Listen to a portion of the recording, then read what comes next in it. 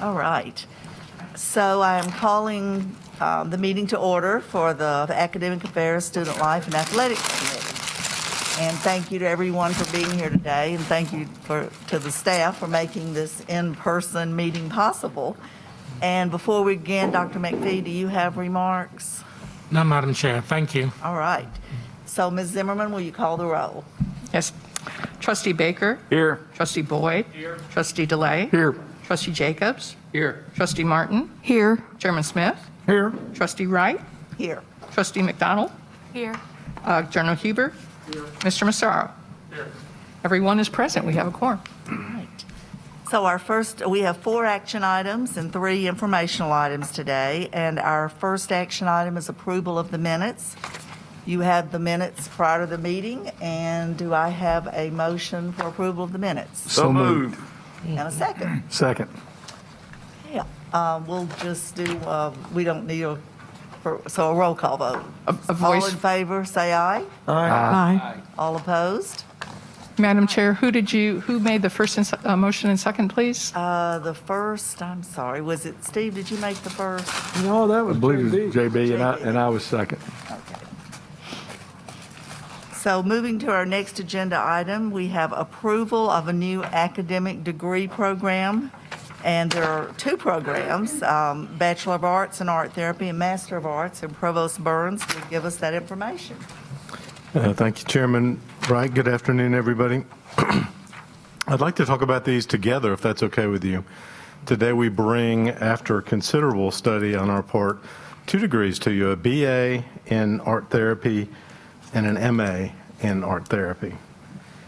We have helpfully provided you 160 plus pages of information to peruse about that. Now, I do want to thank, I think he's hiding behind the pole, Peter Cunningham, who is now unfortunately retired. He's was our vice provost for academic programs, who prepared this material, and Dr. Nita Brooks, I'm not sure if she's here, is the interim in that position. So anyway, shout out to Peter for his work on this. I won't go over this in great detail, but we've had a trend here in the last couple of years of bringing to you programs for which there is a clear career path. Now, I'm not saying we'll never bring a general liberal arts type program again, but here's another example of a small but clearly identifiable need in the market for qualified people. And as you reviewed the feasibility studies, you saw that both of them, for both the bachelor's and the master's, were positive. Neither of these programs will ever be huge in size. We're not talking about hundreds of majors, because the market demand likely will not support that. But we are talking about healthy enrollments, and enrollments that should easily meet THEC requirements in terms of minimum enrollments. And these folks will be eligible to work with a wide range of groups of folks who need art therapy, people with various brain disorders, traumatic brain injuries, other sort of neurological problems. Special Kids, which is an organization dear to my heart and to Charlie Apigian, who'll speak later, has art therapists. And whether or not they're registered, I'm not sure. As you read in your material, there is no school in the state currently offering a master's in art therapy, which is what you have to be a licensed art therapist.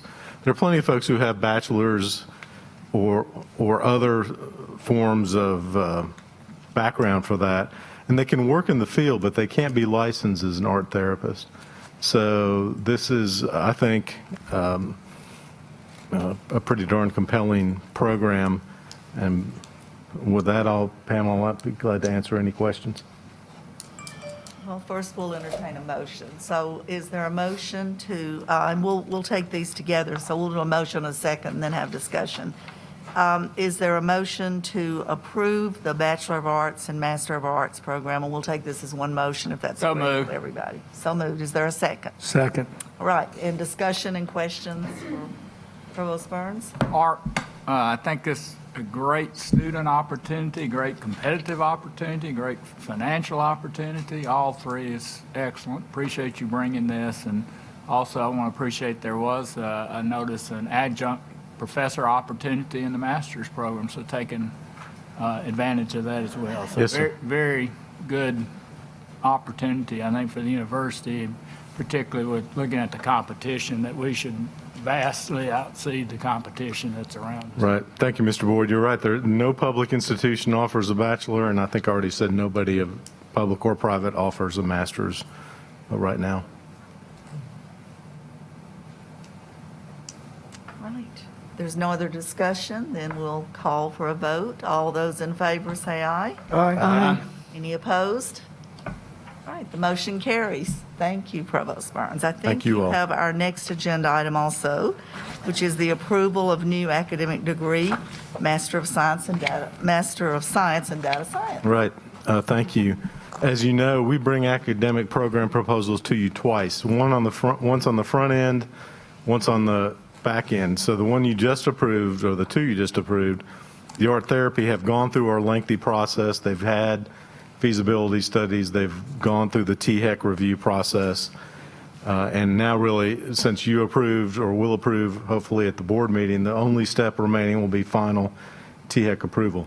This is coming on the front end. This is our notice to you that we want to develop an MS in data science. And you'll hear in a few minutes from Professor Apigian about our broader data science initiative, but this is sort of part of that. As you probably remember, we have launched a BS in data science that started this fall. We've got a graduate certificate in data science that's just started and is going gangbusters. There is huge demand for people trained in this area, as we talked about over the last year or so when we did the bachelor's in data science. So we still have to go through our internal campus process to get this approved and work with THEC. But today, we just ask for your consideration, basically the green light to go ahead and work on this. So move. Is there a second? Second. All right, any discussion, questions for the provost? Mark, just not particularly about the master's program, but in the other two programs, I think if I'm reading this correctly, they already exceed initial enrollment projections, and so one has reached the enrollment cap, the certificate program. Will you, and again, you may be doing this and I'm not aware, but at some point, do you come back and bring back the actual versus the projections numbers like you present for a new program? Will that come back to us at some point to see that comparison? Well, for the first 5 years, we have to provide that information to THEC, and I believe, and I need Peter to step around the pillar and tell me yes or no, I think we provide that to the board, don't we, Peter, the post-approval report? We don't. But we're glad to share that. Can we do if you that? want. That'd be nice once, Sure. just once a year, maybe this meeting to say, we did these 3 or these 30 or whatever. Be glad to do that. Do it at the same time as you report annually on the program. The changes, right.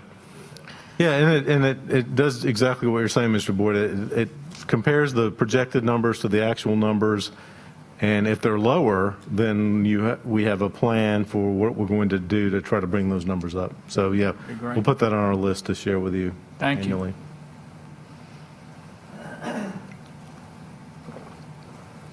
Any other discussions? We didn't take a vote. No, not yet. Okay, all those in favor say aye. Aye. All those opposed? All right, the motion carries. Thank you. Thank you. Thank you, Mark. Thank you. All right, our next item is an informational item, the SACS fifth-year interim report presented by Mary, is it Hoshwell? Hoshwell. Am I pronouncing your name right? Hoshwell.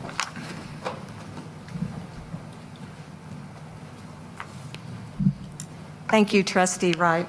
And thank you to all of those here for allowing me to take a few minutes to inform you about our next review by the Southern Association Colleges and Schools Commission of Colleges, our institutional accreditor. SACS last reaffirmed our university's accreditation in 2016 with no recommendations. Our review coming up is the fifth-year interim report, which enables SACS COC and MTSU to meet U.S. Department of Education requirements for continuous monitoring by our accreditor. Academic year 2020-2021 will be our year of record, and the report is due in March of 2022. The fifth-year report is also an opportunity to focus on our mission and to recognize our achievements, rather as we've done in the Reach to Distinction booklet that was provided to you in your folders. We will also identify areas for improvement that we'll use to inform our future planning. President McPhee has tasked a fifth-year report committee led by Provost Burns with representatives from across the university. Now, there are three major components to our report. The first is a compliance certification report covering 22 of the SACS COC principles of accreditation, and those are listed for you in your booklet. The 22 accreditation standards reach across the university, from our full-time and program faculty to our academic and student support services to our physical facilities and resources. The second major report component will be an impact report on our quality enhancement plan, MT Engage. MT Engage promotes integrative thinking and reflection, encouraging students to make connections across academic, co-curricular, and extracurricular experiences, and to grow as independent, lifelong learners. Our MT Engage leadership team and staff will have the unenviable task of compressing 5 years of achievement into a 10-page report. The last major component of the fifth-year review will be a review of selected new off-campus instructional sites. This is the only part where we will have reviewers who are sent to the site to review it. As I said earlier, we'll submit our full compliance report in March of 2022. An off-site committee will review the complete report, and the SACS COC Board of Trustees will report their findings in December 2022. I'm glad to answer any questions that you have and to keep sharing information with you as we move forward through this process. You mentioned that their last visit that we did not get a recommendation. Correct? But we did get a warning. In the last report it said, it was evident that some board members clearly understand the line between governance and administration as it affects day-to-day operation of the university, and it was also evident that the board's bylaws and policies articulate the distinction. Nevertheless, it was apparent that the inclination of some board members to delve into areas and responsibilities that are in the purview of administration, faculty, and staff. The Substantive Change Committee did not find current evidence of noncompliance. However, the committee is concerned, SACS was concerned, that MTSU may not be able to sustain compliance with these comprehensive standards if this inclination is actualized. I've been a part of the Tennessee Board of Regents for about 4 years before I came here. I've been on this board for 3 years. There's not any other institution that got this kind of warning under their review. And so I just want to advise the board that we have a role to play, and we need to understand what that role is. Thank you, Trustee Freeman. We will next go through a full reaffirmation of accreditation it will be due in the end of 2025 to be reaffirmed in 2026. And at that point, we will be reviewed on all of the standards in Section 4 that apply to the governance of the institution. But we want to be doing the right thing right now, though. That's right. And your point is well taken. We are reviewed over the entire 10-year time period. And we're the only university that got that warning. Okay. How do Good we point know to that? make. So I've talked to them. And the SACS reports are public. Mary, Okay. will the board will you present to the board the presentation that you'll give to the reviewing committee so that we'll kind of be able to experience the accomplishments, or not experience, but be aware of the accomplishments and so forth that you're reporting? I can do that. I'd be glad to do that. And any time through this next year and a half that the committee is working on preparing the report. Well, you'll know best Yes. when to do that, but yes, that Yes. would be, I think, interesting to us to see your findings, hear your findings, to me. All right, other comments, questions? I had one question, Mary, and you may not have it right at your fingertips, but I do recall that we had to do this special approval that Darrell Freeman, Trustee Freeman is talking about. And there was a intermittent timetable, I thought, for a check back. Is that this included in this record, or has that passed, or is it really 6 years down the road, or? Yeah, it's on down the road, but you're right. We did the reaffirmation of the entire institution, and then right after that, because of the timing of the Focus Act, we did a substantive change for governance. Right. And that's where the report you referred to, Trustee Freeman, came from. So Trustee Martin, as I was saying, then we will look at governance again as part of our big framework. Okay. But to add to that, Trustee Martin, SACS really reserves the right to come at any time. And so, yes, the formal part of the review is down, but they have, and I have been a review on SACS, and they have done that. So we can't just depend on that, well, it's 5 or 6 years down or 4 years down the road. They can Right. come at any time. Right, because what they're looking at is continuous compliance. That's right. And also in the 5th year, the external reviewers, once they're looking at our document, if they see something that raises questions, Yeah. they're going to start checking into it, and we will respond to their request for further information. And so just about anything can be opened up if they feel the need.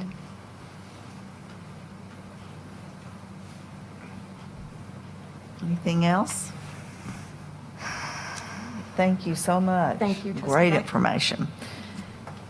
Right, our next agenda item is Data Science Initiative update, and Dr. Charlie Apagian. Am I doing that right?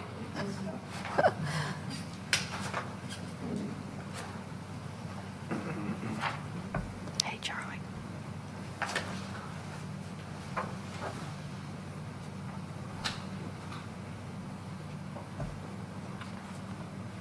Thank you, everyone, for your time today. We're excited for what we are doing. You know, overall, obviously, we've had some trying times over the last few months. I've gotten to know my kids a lot better in the house as they're still working on things at this moment. But we gave an update to President McPhee and Provost Burns and a few others a couple of weeks ago, and they thought it would be appropriate for us to give you guys an update on some of the great things we're doing. As you know, back on February 18th, we made an announcement of our data science initiative up in Nashville, and I do appreciate those that could attend. We greatly appreciate that you were there. We had over 25 companies from Nashville represented. We had 4 chambers. We had different school systems. Williamson County, Rutherford, Davidson County were there as well. We had over 100 people there to hear about what we're doing in data science. We, of course, know that since then, things changed, but we didn't slow down. We kept going. And we have continued to meet virtually, of course, as a university, and we've continued our initiatives that we have had the ability to do at this point, which is continue to press forward with our undergraduate degree and having that start next week, which is fantastic, and our graduate certificate, which starts next week as well. So, Trustee Boyd, you had asked of numbers. Don't ask a data guy to come up here and not give you numbers. Of course I'm going to do that. And so as of this morning, of course, I had to look. There are 25 students in the Bachelor of Science degree. Our benchmark was 25. Normally, when you have a degree like this in the beginning, you'll also have people transfer over this semester. We fully expect to be well above that benchmark of 25 for this year. For the, and I should mention that we do have 43 students in the Data 1500 course, which is the intro course. With that should be an indication of who's going to be in the major. So that's really encouraging. The graduate certificate is, we expected, or we hoped for 15 students for the year. As of right now, we have 25 students that are starting next week. And we've already decided we're doing a second cohort. So for this year, we expect 50 students, that's 50, compared to the 15 that we had projected. And the only thing holding us back is really, we can only offer so many classes with the great faculty that we have, and we'll continue to press on. But I'm talking to students on a regular basis, and every one of those students, the one question they do ask me, and I've talked to every one of them on the phone, is what can I do next? And so I appreciate you giving us that opportunity for exploring and developing a master's degree, because every one of those 25 students that are starting this fall, and the 10 that we already have signed up for the spring, and it will be 25 by January, are wanting a master's degree as well. This is an area where we fully expect it to continue to grow. And as you know, Amazon just announced they hit 1,000 jobs this past week. Guess what most of those jobs need? Data and tech. And we're doing our part here at MTSU to make that happen. This is a university-wide initiative. This isn't specifically one college, one department. This is across multiple departments, multiple colleges, and we are all working together. We meet on a weekly basis, and we'll have 5 people from 5 different departments at those meetings talking about the next things that we can do. So those are just some of the things that we knew we had to keep pressing forward, but we didn't want to stop there. We wanted to continue to do more. We're working with our PhD program in computational science. We will have a data science track in that in the next year as well. So we'll have undergraduate, graduate certificate, master's degree, and then I already feel like we have a PhD with Dr. Wallen and the amazing work he does. And we will officially have a track. And of course, that'll come to you before any of that gets started. And in that, the one thing that has suffered is probably our in-person experiences with students. And we're trying to figure out ways that we can still do what we call data dives in a remote setting. And that will be a challenge over the next semester. But we have able partners. We have brought in over $1 million in the Data Science Institute in research funding. That will not slow down. Dr. Ryan Otter is my co-director, and he does an amazing job going out and finding things. And he'll bring things back and say, Charlie, can we do this? I'm like, yeah, I think we can do that. And so it's this great push and pull on our abilities. And we've got work with the EPA, USDS, USGS, and we just recently got an NSF grant where it's a collaboration between Tennessee Tech, UT Chattanooga, and us to build more workforce development in the future. And we've already got actually another grant out for about $250,000. So we're doing the research part, we're doing the education, and we want to continue to do what is probably near and dear to all of our hearts, which is the outreach part. And outreach to us means K through 12. We really want to start working with that. And I should mention that in our graduate certificate, we are funding 2 students that are high school teachers. And I just had to find money to get them to go to here for free, and we were able to do that with some great support. And because of that, we now have 2 teachers. They're going to go through the program and start teaching data science in high school. One at Franklin High School, and one, Central, whichever way Central is from here, just a quarter mile from here. So we're pretty excited about that. So all 3 of those areas, education, research, and outreach, are pretty important to us. And we believe that's what a true data science initiative should be. So this summer, we have decided to find some partners that we believe feel the same way we do. And we've done that. We've gone out and found some good partners that are private, that have some capabilities that we believe would help entities here in the state. And that includes our government, local and state government, where we feel that MTSU can be the resource for our state and for our local governments. And what we call that is CD to AI, which is complex data to actionable information. And that allows us to go to whether it's the State Department of Transportation, Human Services, which we are about ready to sign an MOU with so that we can be partners. And we're also talking directly to the state about other options with a company called G2lytics as our partner. And what we all know right now is that the state needs help in terms of revenue. All the in-store sales are down. And I don't know if you know, but the way internet sales works is you are taxed as a company on those dollars, but they're not, it's an honor system. And most companies, of course, oblige by that. But we have the ability, because we can use data today, a lot different than you could do 5 years ago, 2 years ago, 1 year ago.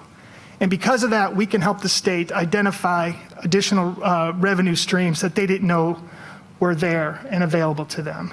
And so we want to start using those kind of opportunities. I'm not going to say we're going to do everything, but we have those kind of opportunities. And because of this, we brought this to President McPhee and said, we would like to go after a state appropriation, and it would be for two real main components. First is to continue to build the data science initiative here at MTSU.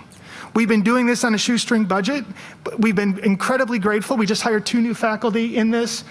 Everything we've asked for from the university, we've been able to get, begrudgingly, of course, in some cases, because, you know, budgets are tight, but we didn't ask for much because we knew we wanted to prove ourselves first. And I think we have proven ourselves a little bit, and we're going to continue to do that. But we do think we are an asset to the state, and we can continue to be that. And so as part of a state appropriation, we would be looking at an opportunity for the data science initiative, obviously, but also that CD to AI, so that we can create value to the state way more than any dollars that we would receive. And that to us is really important. We're not interested in getting money. We're interested in helping everybody. And one way to do that is with data. I mean, it is amazing when you just take complex data and simplify it to make truly actionable information, what you can do with it. And that's where we have found a niche. And we want to do that for our local community and our state, because we believe that's what MTSU is all about. Therefore, that's what Data Science Institute and the initiative should be about as well. So sorry I get preachy. I always do that. I can't thank the incredible support that we have, but I believe we also have support outside of the university, and we should move forward with that. So any questions, I'd be happy to, of course, entertain any. And President McPhee, if you have anything to add, 'cause I know you've helped us a lot in guidance here, as well as Provost Burns and Al Thomas as well, on what all that stuff means, and your guidance has been really helpful up to this point. Charlie, what do you think is the capacity for each of your programs, the undergrad degree, the certificate, and then ultimately the master's program? Do you have capacity to add students, or what is the capacity? Yeah, first of all, the master's degree will be courses that currently exist. We can't just add a bunch of new courses because that means new faculty. Yeah. So we have to understand that. So we've looked at those capacities. We actually already have a curriculum built. We've looked at everything that we have. We expect to add 2 new classes. At the undergrad level, we hired 2 new faculty. We don't see the need for new faculty because we have such untapped, amazing faculty that are already here.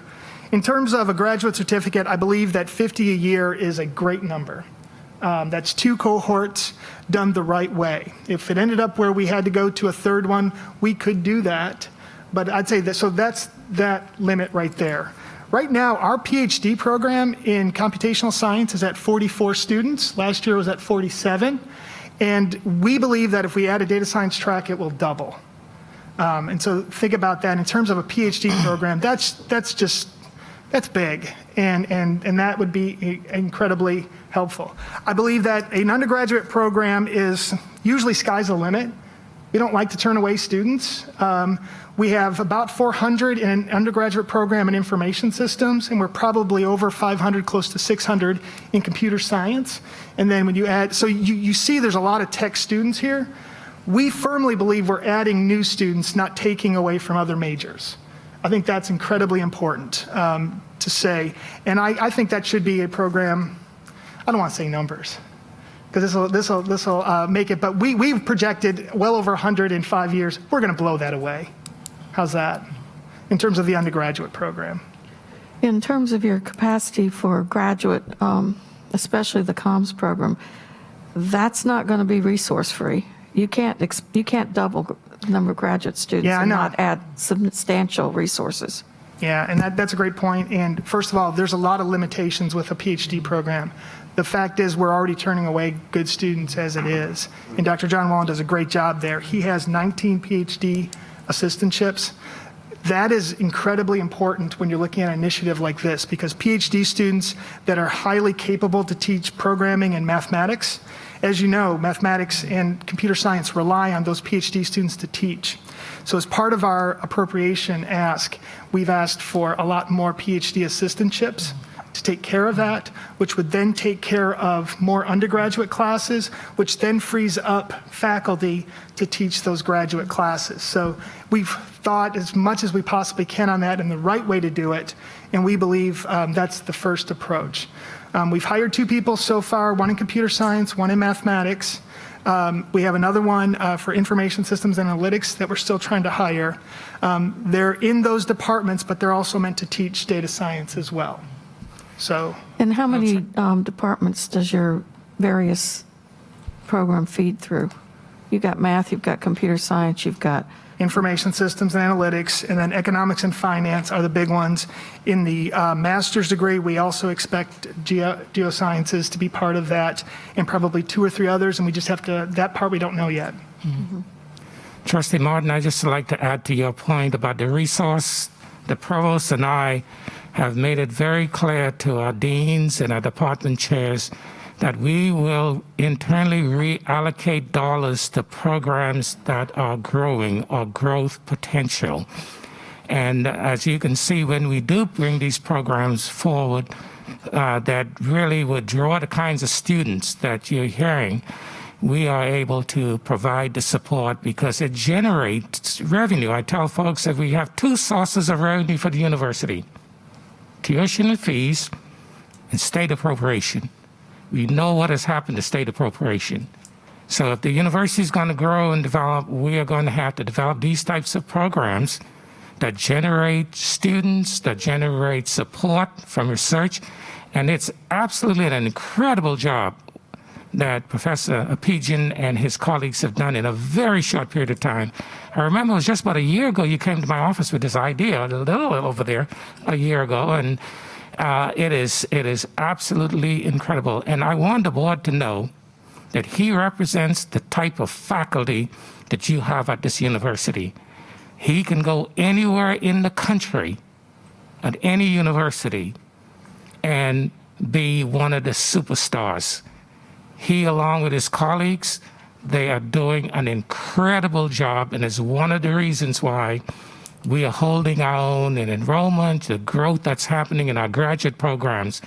So I wanted to make sure that I give you your due, Charlie, because you've done, along with Ryan Order and the others, just an incredible job in a short period of time.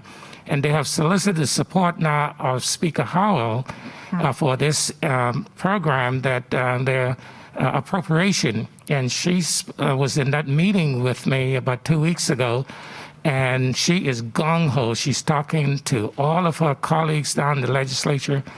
This is the kind of effort that you're seeing from your faculty.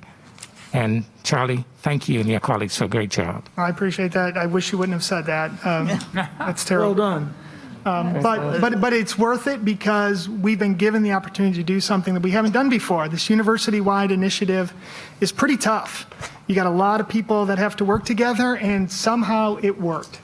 And I really appreciate that. And you are right. We are not coming up here saying we're going to just go pop out, go to the state capitol and and let them know this stuff. We have done our homework.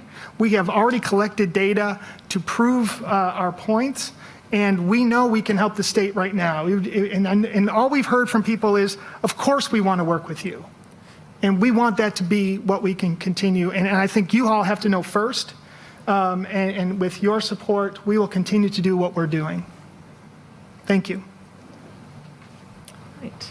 Anything else? Any other comments? Thank you so much. Thank you for being at the university and contributing to our local and state economy, and we appreciate your efforts. Right. So our next agenda item is an athletics update with Chris Massaro.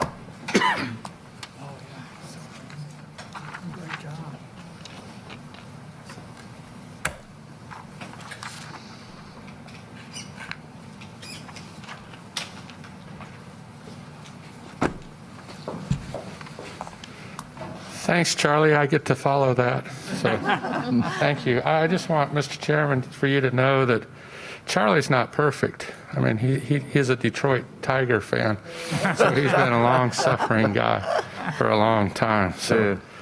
But proud to consider him one of my good friends. All right, so I'm going to, like any athletic director, I'm going to start with what's most important in academics. And in this case, this is going to be the easiest part of my report. So I do think that we need to make this meeting, this August meeting, to kind of recap and to see what we've done the past year, particularly academically. And this was reported last October, so this piece is a little bit of old news, but I think it's good news that needs to be repeated. That last year, for a graduation success rate, we set a school record of 92% as a department. And that marked the 6th straight year that we've set a departmental record for graduation success rate. And we noted this, and if you recall, I think we brought in Brent Brock and is our football ops guy, and Todd Wyant, who runs our academic enrichment center. When the football was announced, football's graduation success rate was 95%. And last year that was 3rd nationally. Northwestern, Duke, and then Middle Tennessee and Vanderbilt were tied at 95%. Within the state of Tennessee, Vanderbilt had the 95%, Memphis had 82%, and Tennessee had 74%. Repeat that again. 95% for Middle Tennessee, 95% for Vanderbilt. Memphis was at 82%, and Tennessee was 74%. So as I'm sitting here and bragging, I do have to say this is a collective effort. Our Office of Student Affairs runs our academic enrichment center, and they report to all academic counseling. Todd Wyant and his staff do a terrific job. Deb Sells is tremendously supportive of us, and I think our coaches do a great job. And so it is an example of how different parts of the university, when working well together, can really produce fantastic results.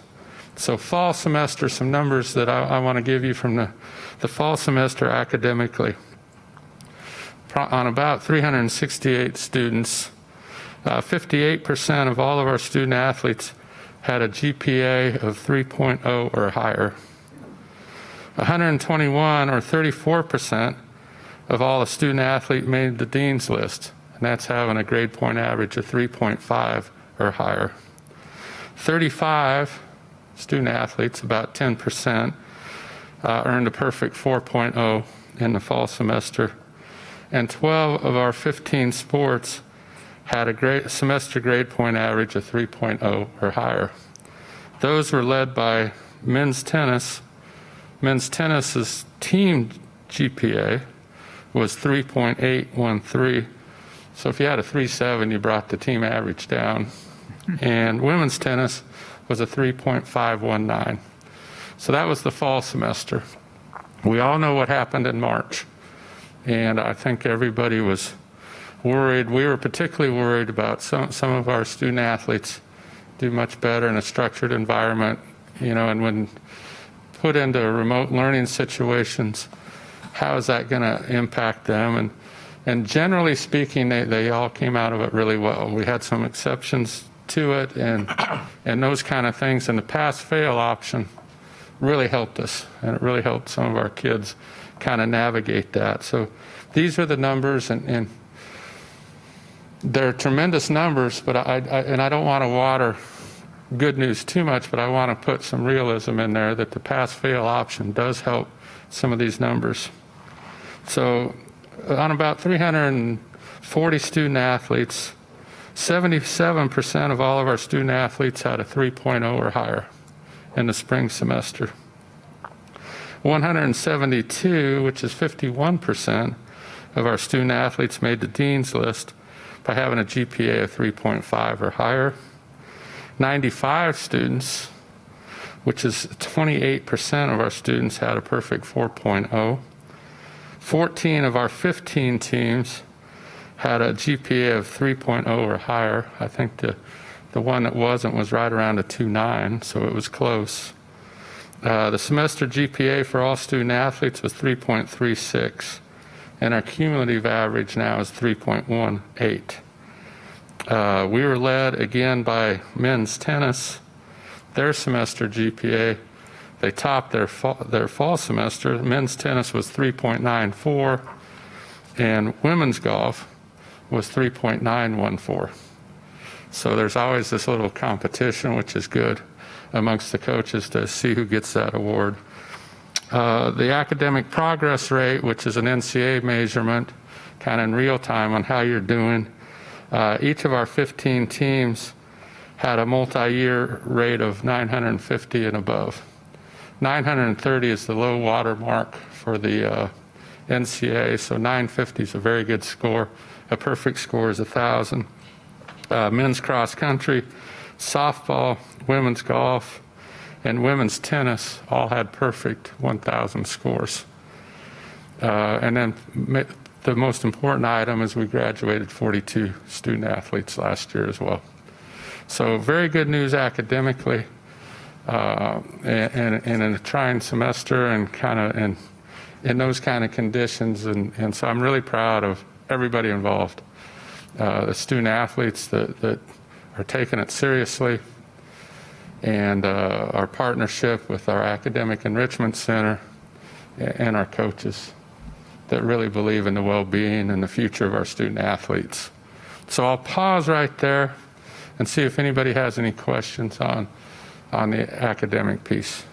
Because I think that's awesome. Good Oh, job. Thanks. Congratulations. Congratulations. Yes. Yeah, and I'd like to direct some of that to Dr. Sells as well. Congratulations, Dr. Sells. Yeah. My comment on behalf to all the administration is that's a signification of having our priorities right. Good job. Thank you. Appreciate it. And so let's get to the little bit of an elephant in the room, kind of where are we and kind of what we're doing and those kind of things. Is it the elephant in the room or the virus? I wish it was the elephant, because the elephant you can deal with and you can see the elephant. Obviously, this virus has been an incredible, difficult thing for everyone in this room to manage. And there's one thing that we can all agree on is that with every fiber of our body that we hate this virus and we hate what it's done. And so that's where I kind of begin with our coaches. And what my goal has been really since March, and I've told the student athletes this, I tell the coaches this, that my goal is to get you guys in the starting blocks. And that's not a normal year. Normally we're talking about results. If I can get them in the starting blocks, then everything is good. Now, that's the tricky part. We want to get them in as safely as possible, and we don't know when the race is going to start, and we don't know how long the race is going to last, because that's a moving target for us. So with the student athletes and the coaches dealing with this ambiguity kind of that's out there, it's been a difficult environment for them to operate under. So what we've done is try to manage the risk best we can. And so since June 1, when we brought student athletes back on campus, we have a daily temperature check at the Murphy Center. And when people come into the Murphy Center and use our athletic facilities, they get tagged with a wristband. And that means you've been through the screening. Are you feeling okay? Your temperature's checked, all those kind of things. So anybody that has this on, they don't get questioned in the weight room, they don't get questioned in the training room and the gyms and all of those kind of things. So that's our first stopgap. We've split our training room, so we're using half of an auxiliary gym so we can spread people out. We're measuring social distance. If you come to basketball practice, Trustee Boyd stopped by earlier today and see all of our kids working out in masks. Coaches have gloves, coaches are masked, all those kind of things that are happening. So we've been really diligent about that. Our sports medicine staff, from Dr. Clark in our campus clinic to Dr. Patel to our trainers, to our student trainers, have been phenomenal. Because to conduct a practice or a workout is a very abnormal thing. And just how we do water breaks, how do we do those kind of things? How do we set our drills? An example would be like men's basketball, setting up their workouts now. You can work out with, I think, 6 team members at a time. Well, they're doing it by their apartment, and so these 4 guys that live together are going to work out together. They clear the gym. We bring in 4 other guys to work out together. So there's not, try to eliminate kind of the quote unquote the cross contamination, the cross germs that could be spread throughout the team. So doing the best to eliminate those kind of things. Trying to instill in the student athletes that their personal behavior outside the Murphy Center is really critical to our success. And to drive through an 18 to 22-year-old, that's constant messaging that they have responsibilities in this. One of my mantras is that I have a ton of athletic administration experience. Most of my white hair is directly related to some of those experiences. But we all have 0 COVID experience. So I've got the same amount of experience as our student athletes. I've got the same amount of experience as our coaches. So we're all in that boat together. And if we all see something that can be done better, let's make sure our communication lines are open enough so that we can make adjustments to it. A lot of times I have information the student athlete might not have, and I know for a fact they have information I don't have. They're talking to their friends at other schools. What are they doing? Comparing notes, all those kind of things. So we're trying to take all of that information and molding it the best way we can to provide the safest environment we can for our student athletes. So right now, on a national update, there's 6 conferences that are playing FBS football right now. You got the ACC, the SEC, the Big 12, Conference USA, the Sun Belt, and the American Conference. And they all kind of stretch across the southern region. And what we have to be mindful of kind of within our league as we're making these decisions and talking to the doctors and all those kind of things is also what's going on inside of each person's state, each school state. For instance, the Big 12, what's going on in the state of Texas, and that very much impacts UT El Paso, UT San Antonio, Rice, and North Texas. We have to be very mindful of what's going on inside of our state. We've got Memphis out of the American Conference, and the public school, Tennessee out of the SEC, and obviously the private, Vanderbilt out of the SEC, then us in Conference USA. So all of us are basically in states that have multiple leagues that are kind of attached to it. And so I think that's an important factor as we go forward, that we have to be cognizant of that. But I will say that the athletic directors, and I know the presidents as well, have been on the phone with and Zoom calls with numerous doctors. And inside of our conference, we have a lot of experts. There's a cardiologist, Dr. Phelan, that's from Charlotte that we're leaning pretty heavily on. There is a infectious disease expert at UAB that we're leaning very heavily on. And really the schools, with medical schools, are leading a lot of that discussion. And so we're trying to listen to the doctors, trying to listen to the experts, and trying to make the best informed decisions. And it's changing almost on a weekly basis, that there's different evaluation points that we're trying to create. And right now, what's happening in Conference USA is we're trying to create a standardized testing. What is going to be the requirement? The NCAA requirement is that you do a PCR test, which is the most accurate test, one time 72 hours prior to competition. What we're talking about in Conference USA is doing 2 to 3 of those tests, and one of them within 24 hours. The idea is the frequent tests create safety. If somebody has the virus, then you can pull them out, so the likelihood of spreading through the team is diminished, all those kind of things. So that's what the leagues are trying to do, and what you're trying to see is this coordinative activity between the 6 leagues to make sure we can all kind of get on the same page. A lot of us have non-conference games within those leagues, and the ideal is to have us all on the same kind of testing standard for our sports as our opponents. So just kind of briefly, like with football, that we've lost 5 games that were on our original schedule. We lost all 4 of our non-conference games, and then Old Dominion opted out and would like to play in the spring, but chose not to play fall sports out of our conference. So we've got 5 games. We've filled in 3, and I think that's where I want to hold right now, is on a 10-game schedule. I like the way our football schedule sets up, that we open up at Army, and I'll get to that in a second. Then we have open date. Then we play Troy at home.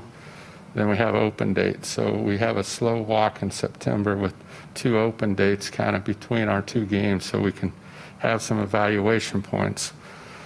When we started losing games, that I called Army, because they're an independent, knowing that they'd be looking for some games. And also with the thought of that would be a great opener, because in a lot of ways, there's no safer place to go than to a base kind of situation where they could be at its own bubble, so to speak. And so right now, it looks like we'll have our hotel will be right there on the base. So really, we hop on a charter plane, we hop on our chartered buses, we go straight to campus and never leave campus, play the game, and come home. So that's the plan right now. It's all very fluid. It could change tomorrow. I've gone through 4 notebooks of tearing up, and that have been in the shredder since March. But that's one thing we've learned, is to kind of be flexible.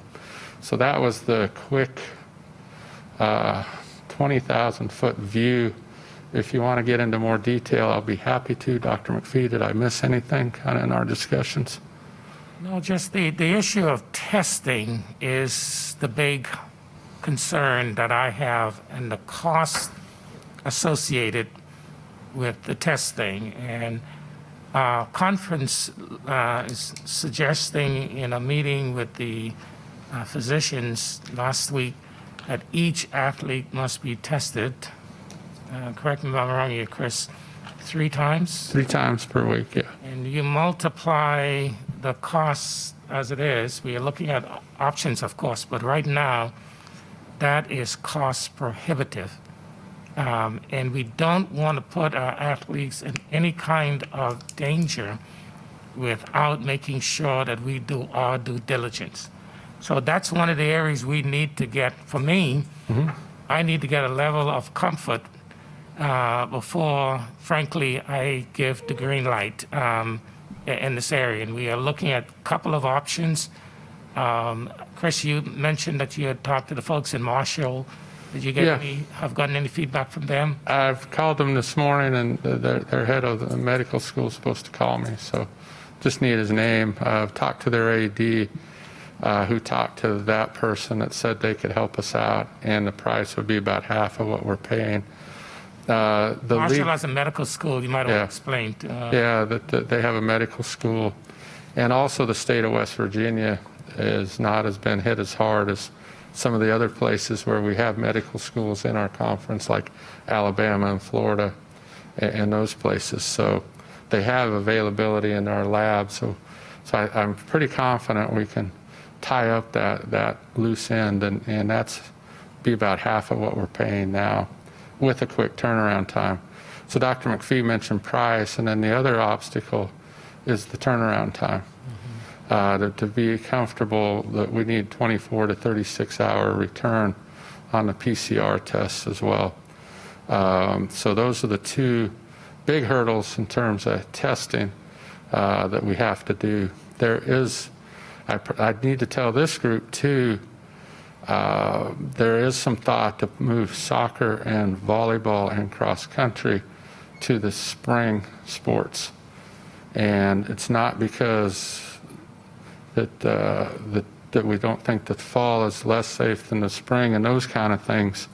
There's an NCAA rule that says 50% of your institutions have to be hosting that sport for the NCAA to host a championship.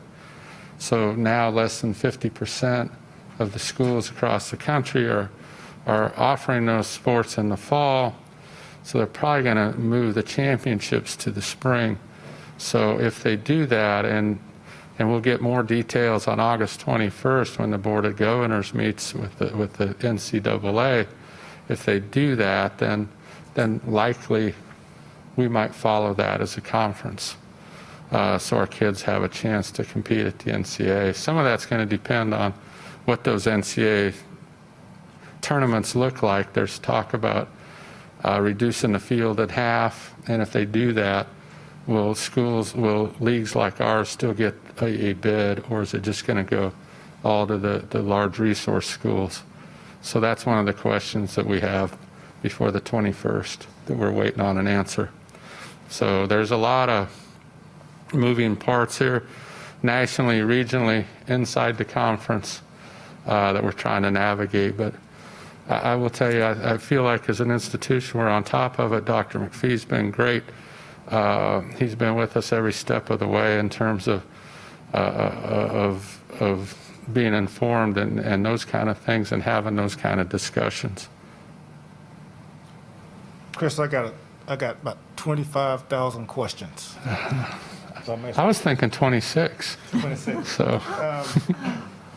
And I got so many questions because the calculus for me is different. African Americans are twice as likely to get this disease and twice as likely to die. Yeah. So I'm probably going to have twice as many questions. Okay. Brian Hainline, the NCAA Chief Medical Officer, said that we are not in a place today where we can safely play sports. What does he mean by that? There's a lot of disagreement with that statement, and a lot of people were very upset about it.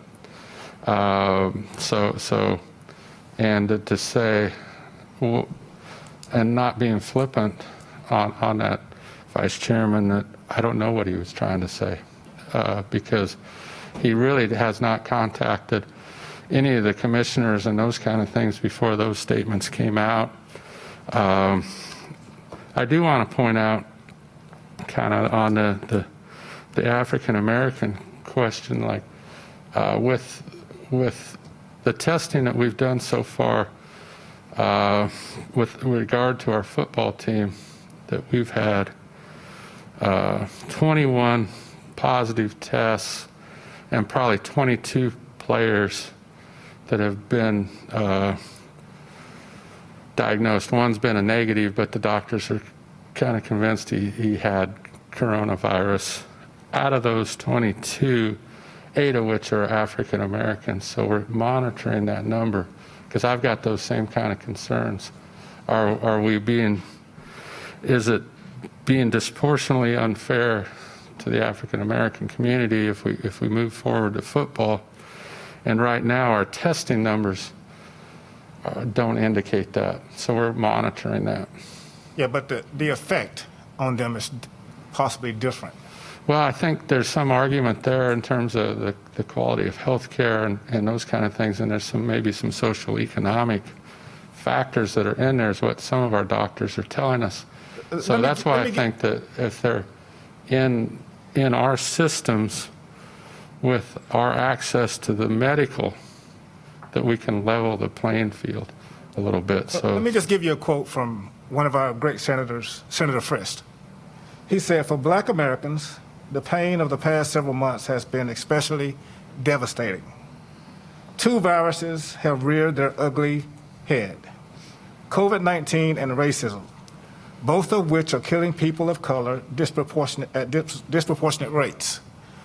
What I'm saying is the calculus is different for African Americans. A lot of our African American students that come to school here are like me, first-time college goers, as you mentioned earlier, Chairman Smith. And so that concerns me. But I'm also concerned about when you say that your first checkpoint to get into Murphy Center or into practice is a temperature check. The COVID disease has a bunch of people that are asymptomatic. They don't have a temperature. They don't have any indication that they have the COVID disease. And so your temperature check to get into Murphy Center could be letting people in that have the COVID, have COVID-19. And so I think that check is not good enough. And then, Dr. Mefi, to your point, when you look at all of the other sports like the NBA, NFL, Major League Soccer, what they do have in place is testing. And if we don't have adequate testing in place right now, we could have a Murphy Center right now full of kids with COVID-19 or spreading COVID-19. And so if we don't have testing, I don't see how we move forward with sports without testing. Because I agree. I agree with you 1,000% on that. And I will also say that every kid that's come on our campus before they take their physical has been tested for COVID. And then today we tested 70 football players, so this will be the 3rd time that they've been tested. So we do. How long does it take for your test to come back? Now it's down to about 3 days. And that's a lot better. And so, yeah, it's getting better.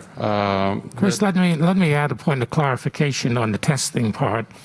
Right now, I have an executive team that we meet almost daily with our medical doctor, Dr. Clark, and others. Right now, for our current situation, we have enough tests to deal with what issues we are dealing with. My reference was to play football. The 3 tests that the doctors are recommending per student athlete over a 12-week period, that is really the problem, Vice Chairman. When you say it's a problem, meaning? Costs. Right now, we would not be able to, in that position, resources. What was your estimate, Chris, dollars about? Yeah, if it stays at $70 per test, it'll be about $500,000. $500,000. But I would also, go ahead. I'm sorry. Chris, also, same NCAA doctor said that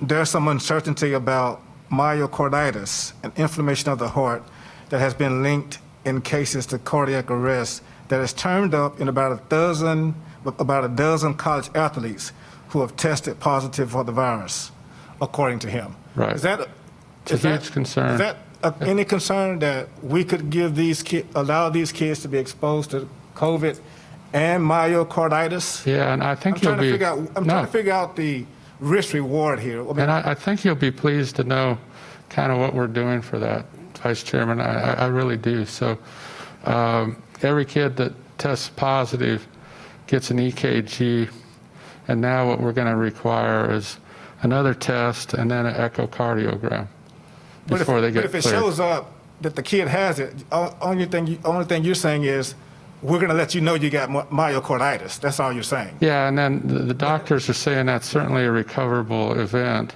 that they're worried about strenuous exercise for 2 or 3 months. So in terms of some sort of catastrophic event, that the extra cardio tests would remove that possibility. So I got the other thing. You know, we're all sitting in here socially distanced, wearing our masks, making sure we don't touch each other so that we don't get or spread COVID-19. But we're going to ask a group of kids to take off their mask and go tackle each other, touch each other, breathe on each other, and expose themselves to COVID-19. I'm trying to figure out for what purpose. Yeah, and I think and I'll be honest with you, I lay awake at night asking myself those same questions. I'm trying to figure that out. So, we're in the midst of a pandemic. Let me kind of give you my thoughts first, if you don't mind. That I do lay awake at night worrying about that, and so we've taken some precautions. The problematic sport of football is we've put facial shields on all the face masks to help prevent some of that.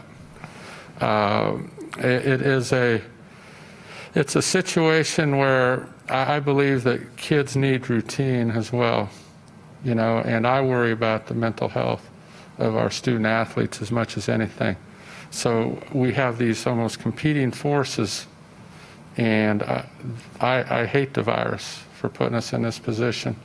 That to me, the mental health of a student athlete, there's been a study that says the 18 to 22-year-olds, since the virus, 1 in 4 has had contemplated suicide.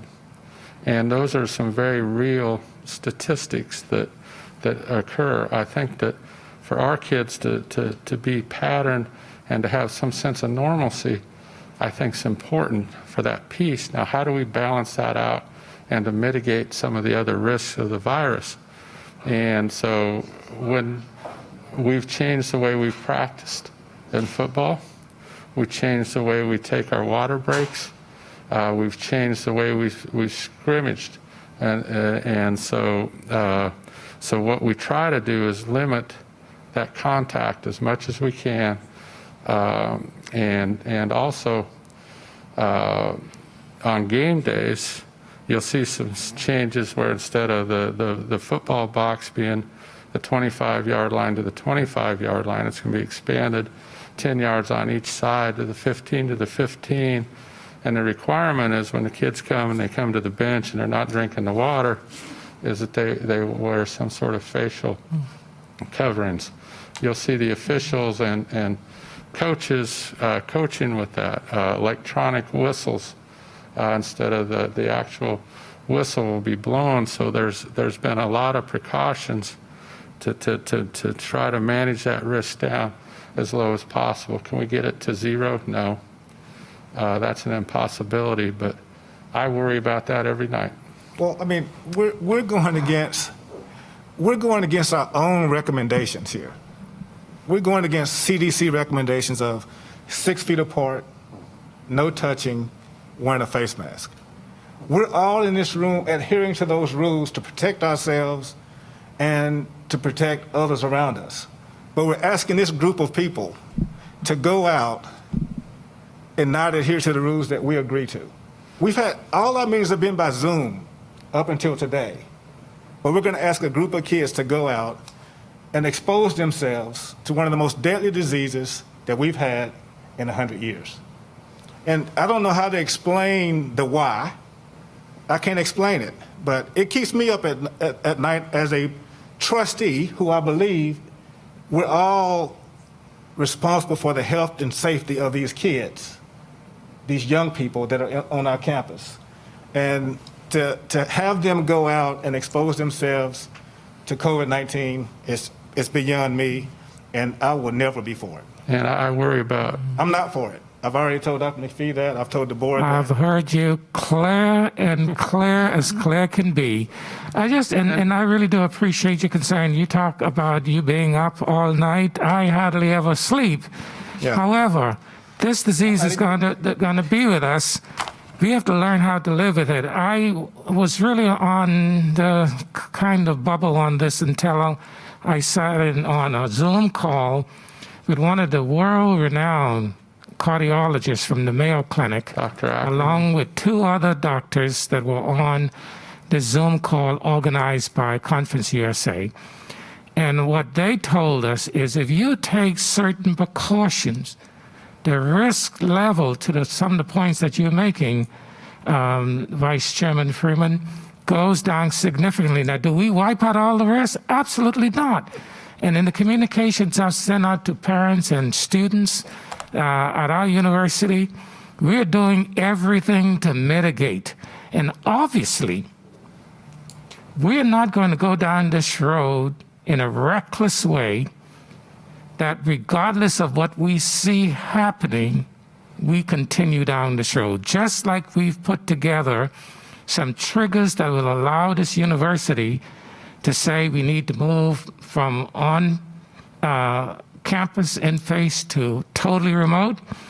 We also are looking and have triggers in place to determine whether or not we need to continue to play football. And so there's no perfect. There is no book that you can flip open and say, this is the way you do it. The other piece that really kind of got me in this conversation with the doctors on, was it Thursday? Chris, the or dates Wednesday? are running. It was a week ago. Yeah, it was Thursday, the last major psychological impact that this disease is having, not just only on the athletes, but people who are not able to continue their lives. And so we have all of those factors are in play, and there's no way I'm going to tell anyone that we have it all worked out. But when I go to bed at night and try to sleep, I feel pretty good that we have looked at all of the possibilities. We've invested significant resources to help mitigate the impact, the infection. And if it comes to a point where we are saying that there is a pending outbreak, we will take the necessary action and shut things down. And I've told Chris that. Well, And Vice Chairman, I'll make 2 more statements and I'll be quiet. Okay. You know, your idea of that if something triggers us to have to shut down, or the campus or sports, where do those kids go when they're infected? If we get, like UNC yesterday got 170 positive tests of kids on their campus, they had to go to remote learning. If we had to do that, where are the kids that got infected at MTSU? Where are they going to go? Are they going to go back home to their parents and take the disease with them? I mean, have we thought through those next several steps if that trigger does happen? And I'll just leave you with a statement. Well, let me answer that question. I don't want that to go unanswered. I was going to let you answer it, Doc. No, I ain't finished answering that. Let me answer that for you. I'm smiling. We have cut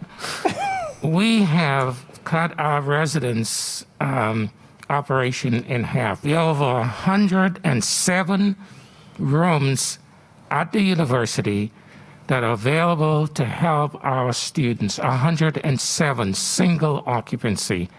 And as I mentioned to you, Vice Chairman Freeman, we're not perfect in all of this, and there are lots of moving parts. But I just feel that at this point, we have taken in consideration all of the possibilities that will allow us to make the right decision at this time. And that's my final word on it. Well, I got one final statement, if you don't mind. No, absolutely. I'm going to read it. It's from our friend John Lewis.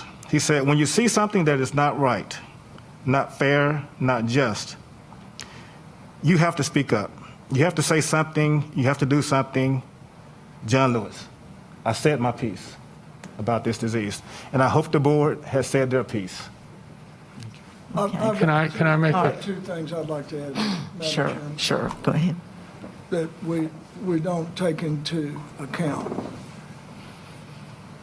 If the kid doesn't feel safe, he doesn't have to come. There's no mandatory, there's nothing, their scholarship keeps going, they get another eligibility. I mean, there's no downside if they don't want to play. And two, how many of those 70 that have gotten a test, if they'd been at home, would have gotten a test? How many of them have health care at home?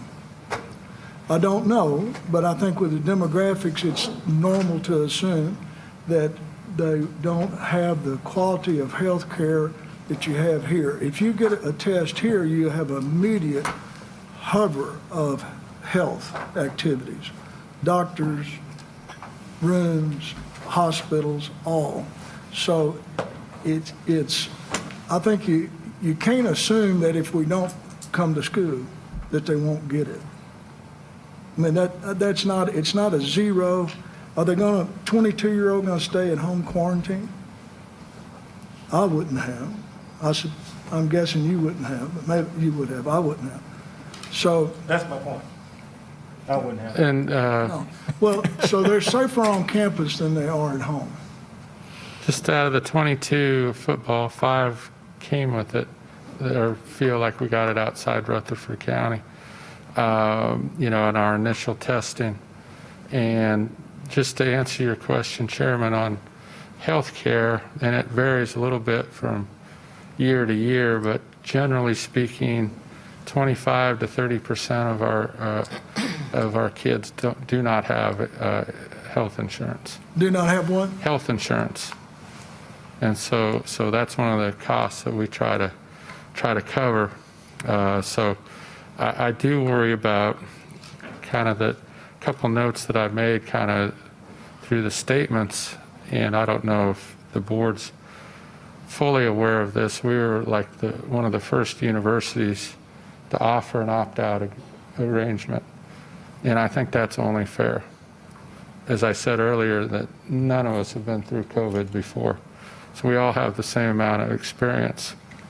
And so if they need to know, the student athletes need to know that their scholarship's protected, and we've done that. Then since then, the NCAA has made that a requirement, but we were in front of that. So we've had a handful of kids opt out. That's fine. Those are decisions that they have to make. The thing that I worry about is if we eliminate the sports, then what are these kids going to do?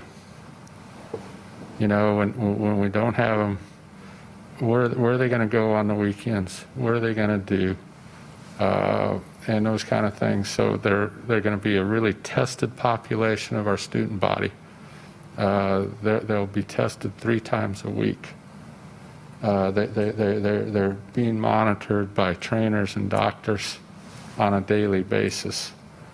If we let go of that, and even if we keep them, on campus Monday through Thursday, what are they going to do on the weekends? They're going to go watch their friends play at another place, going to go to their high school games, going to gather around crowds. So I do think that we can keep them isolated and keep them active and keep them doing what they're doing. And my fundamental belief on that is that's going to be good for their mental health. And we can argue all day long kind of about the dangers of each, but I'm worried about it. And I worry about heat exhaustion. I worry about concussions. I worry about lightning strikes. I worry about all those things that can endanger our student athletes when they're out there performing. And so this adds to it. And I don't have the answers. I'm trying to listen to the experts, and we're trying to mitigate our risks best we can. So those are my kind of thoughts. I've told our staff, and our coaches that everybody here is going to have kind of a different view of what we're trying to do, and nobody's wrong here. Nobody's nobody's, we have kind of different philosophies on what's the best way to go forward. And I have the fundamental belief that I think it's good for them. And I think they need this activity and they need to be out there. And I've got a personal story. I probably shouldn't, I probably get in trouble when I go home by telling the story. But I've got my third child she's a swimmer. She competes for Queen's University in Charlotte. They've been very successful. They've won the NCAA like 4 or 5 years in a row. In March, she got pulled off the blocks. They didn't get a chance to finish their meet. That trains all summer, gets the phone call that Queen's is going, they're going remote in the fall. And so my wife comes into my bedroom. I'm getting ready to go to work, and just tears are flowing. I thought somebody died. And she says, you need to go talk to Rachel upstairs. And just to see kind of what that did to her for a few days, I think it's important for us to figure out and try to find a path. And if we get down that path and we see it doesn't end or it's not going right, then we have to have the courage to say, you know what, we tried, we did our best. And that's been my goal, is that if we can't make it work, I don't want it to be with a lack of effort. When I go to bed, I want to be able to sleep that we did our best for these kids to get them in a best possible situation. And if the virus wins, the virus wins at the end of the day, but it wasn't without effort. So that's kind of my point of view. That's my frame of reference. And that's what I'm trying to do kind of inside our department with the support of Dr. McPhee and the vice presidents and all of that. So Okay. So Thank you, Chris. Yeah. Thank you so much. And leadership, Chris. I know. Thank you. Thank you, for the guys. Great job you've done through a very difficult time. And thank you to everyone for your comments. And I know you're probably well aware we're over schedule. I could not cut that discussion off. It was too important and too valuable. So we now have our final agenda item, which is an action item, and that is the Chicago statement, and is Ken Paulson will be presenting to us for that.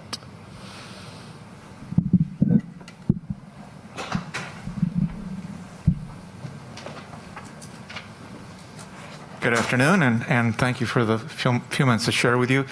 I want the record to show that I am smiling, because I have nothing but good news to share with you, and I'll do it in a very concise fashion.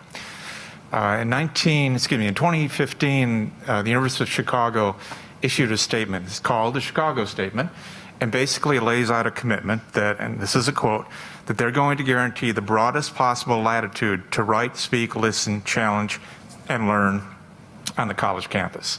It was an important statement and consistent with what the University of Chicago has always done. For more than a century, they've been a leader in free thought, free expression in the marketplace of ideas. That statement did not get much attention. Some academic press, but most people didn't know about it. But the following year, the Dean of Students writes a letter to all the incoming freshmen and says, don't plan on any safe spaces at the University of Chicago. Don't expect us to shield you from ideas that you're not comfortable with. Do not expect to shout down speakers. That's not what the University of Chicago is about. And that's when it got intensive coverage, and every university took a look at it and thought, well, what should we be doing about this? To be clear, the statement is broad-based and basically guarantees you can say whatever you want, think whatever you want, share whatever you want. There are 4 exceptions. You can't use your speech to create a crime. You can't libel or slander other people. You cannot threaten or harass other people.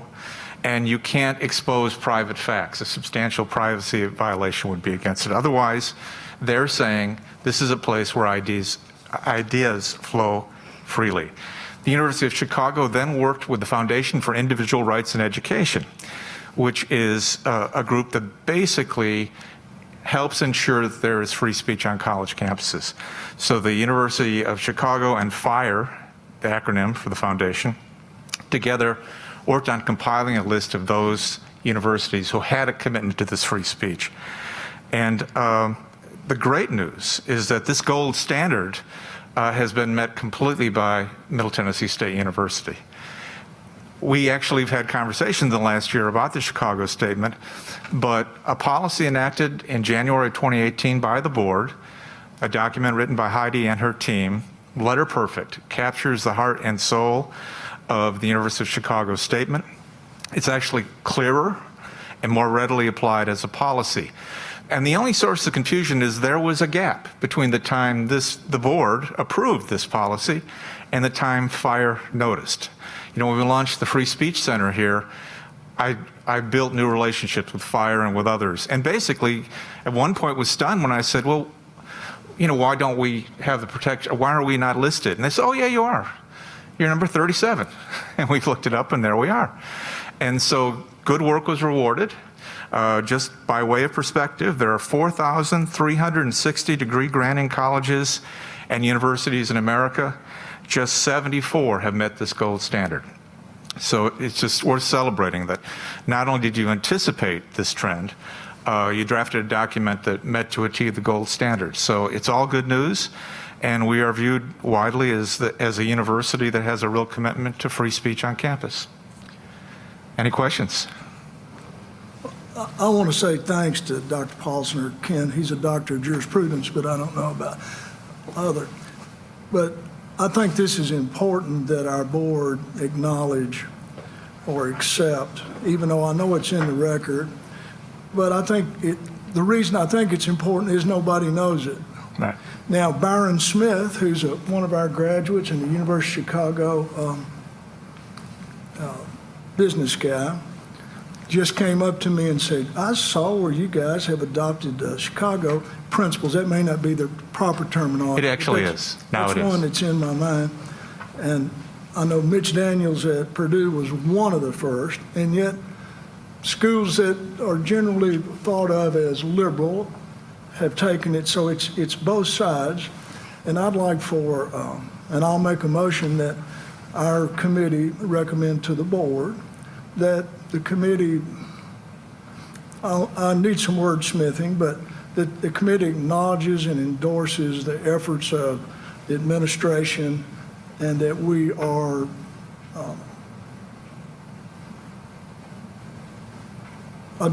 thrilled and adopt some number where we acknowledge that MTSU is free speech. I'd like to And that's second what that it motion. is. Heidi, I'm sorry. I was just going to say, I suggest you reaffirm the policy. And I'll let you word so that it's more better than that, but Very good. I think it's important. So Any other questions? can you restate the motion? I think that was the form of a motion. Or Heidi, can you restate the motion? Want Do me you to have the restate it? motion? Well, the motion would be, Yeah, take a shot at it. yeah, the board hereby reaffirms, and Heidi will get us the policy number, and enthusiastically endorses its principles. That would be great. Okay. Steve, that captures Absolutely. it. And Is there a second? Thank you. I second. All right, and so any other discussion, questions for Ken? I just want to mention that the Foundation for Individual Rights in Education, they've become great allies. The Free Speech Center here is 1 year old. They issued their first grants to us. It was modest. It was $10,000, but they'd never given anyone else money before. That's incredible. And they've become partners in content and linking to our sites. So we're more than on the right track, and I thank you for your time. Thank you. That's fabulous. Question, sorry. Sorry. Chair, Trustee. Yes, we have What is the questions. difference between this and the First Amendment? This and the First Amendment. Two things. First of all, the First Amendment allows each of us to speak freely at any time, anywhere. Universities, though, have more latitude. Universities can say, yeah, you have a right to protest under the First Amendment, but we can regulate the time, place, and manner in which you do it. You cannot stage a protest in the middle of a classroom. There is no guarantee under the First Amendment, not necessarily a First Amendment violation, if they book a speaker and the speaker turns out to be controversial. A university could very freely, under the First Amendment, say we're concerned about personal safety and we are going to not let that speaker speak. That would be okay under the First Amendment to avoid disruption on the campus. What the Chicago principals say is, we're never using that excuse. It's actually a stronger and bolder statement of a commitment to free speech than a university actually has to have. The other thing is, the First Amendment does not apply to private universities. And this principle is being adopted by private universities who do not have to comply with the First Amendment, and they are saying, we're going to put those principles in, and we are guaranteeing free speech, even though we don't have to. First Amendment exempts private universities? Sorry, one more The time. First Amendment exempts universities? Yeah, private universities, the First Amendment does not apply. I mean, it doesn't exempt them. Oh, yeah. A private university, the First Amendment says Congress shall make no law. That's saying government shall make no law. A private university is not a part of government, and they do not, you're basically entering a contract, which is why a private religious university could ban other faiths on campus because they're a private university. So yes, private entities are not governed by the First Amendment. So we created something that is more powerful than the First Amendment. Well, not necessarily more powerful than the First Amendment as a whole, but more powerful than the requirements on a public university normally are. Good.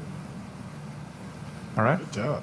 I'm glad we had a First Amendment expert up there to answer your question, Mr. Jacobs. And Thank you all. indeed, Ken is a First Amendment scholar. So we take you for your word.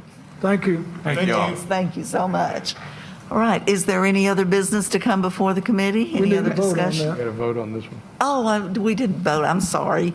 Okay, we have a motion and a second. I second it. You second. Did you make the motion? I did. Okay. I second. Oh, Chairman. we have a second. Motion. All right. And all in favor, say aye. Aye. All opposed? Okay, the motion carries. Now, do we have any other business or discussion before the committee? All right, if not, the committee is adjourned. Thank you all for being here today. I'm sorry we went over, but it was very important for us to do that. Let's take a 5-minute break, and at 2:30, or in 5 minutes, we'll start Joy's committee.